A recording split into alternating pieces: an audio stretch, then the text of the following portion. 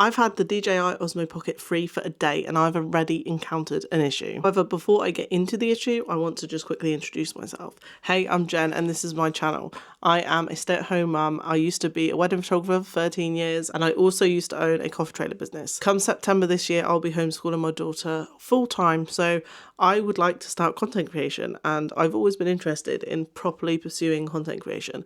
I'm into gaming, tech and anything like that. I just love it. However, I'm also into just being creative and just everyday life. So let's get into why I actually bought the Osmo Pocket 3. So as soon as this camera came out, I was eyeing it up like constantly and I really was interested. However, you know, I didn't really have a need for it and I still have my Sony a7R III and also my Sony a7 III. I have two of those.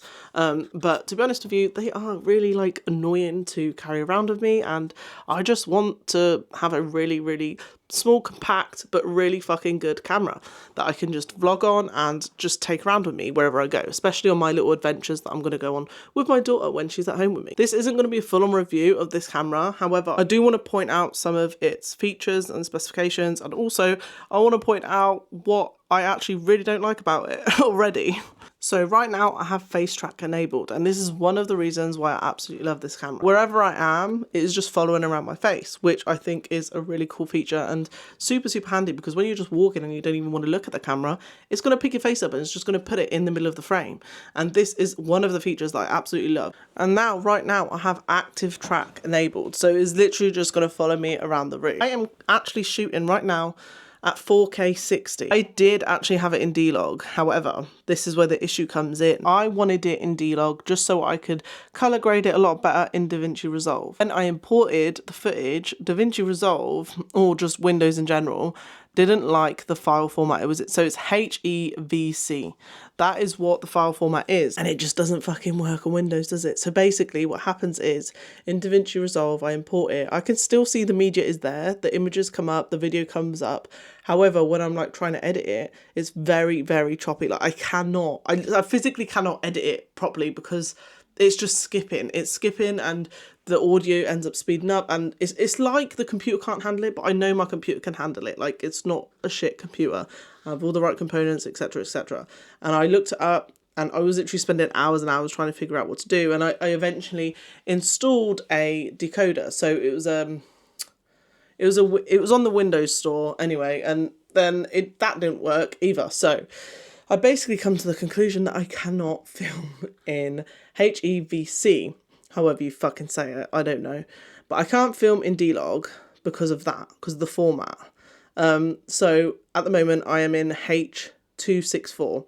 That's what I'm filming in. It's an actual piss take, to be honest with you, because it really pissed me off. Like I wanted to film in D-Log. Just so I can get better colour grading and stuff like that. If anyone else has had that issue, then please let me know. I tried everything. I went on Reddit, I went on all the forums, I downloaded the fucking decoder, this, that. One way I did find actually worked, but it was so time consuming, especially if you have a lot of footage, is if you use Handbrake, the open source software. If you use that, then you can basically decode it in that.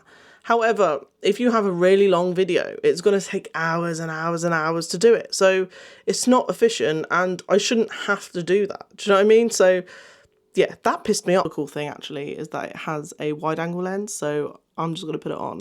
It's very subtle, but it really does make a huge difference. It's crazy. But anyway, that is the biggest issue that I have with this camera. However, I absolutely love it at the moment. I haven't had it for long. And like I said, it's not like a huge review, but I just wanted to come on here and explain that huge issue because I do think it's a really big issue, but I've never heard anyone even talk about it. And then I just went into a rabbit hole researching Reddit and forums and stuff like that. And that's when I found, like, it does happen to people, but more so with the drones. This camera seems flipping awesome and I cannot wait to film with it, like, constantly. But that is a big issue in my eyes, a big issue. But I think it's a Windows issue, right? It's got to be a Windows issue. People say it's the free version of DaVinci Resolve, that's why, but it's not the case because I've actually seen forums where people have the paid version and it still does that. So I was not willing to pay like $300 for DaVinci Resolve. I'm not saying it's not worth it, but at the moment I cannot do that. So this is what I mean. Like, I think it's just Windows because if you have an Apple, I think it works a lot better. Regarding this channel, I definitely want to be uploading more and I will be. I just want to upload what I want to upload and see where it takes me, because I'm not promising anything. I'm not promising what this channel is going to be about, but at the end of the day, I love photography, I love gaming, I love tech, I love gadgets, I love life, and that's me. So I don't want to be put in a box, I just want to upload. So hope you enjoyed this video. Please let me know in the comments if you have had the same issue with this, and if there is an actual solution for it, because the one that I tried hasn't worked. Peace.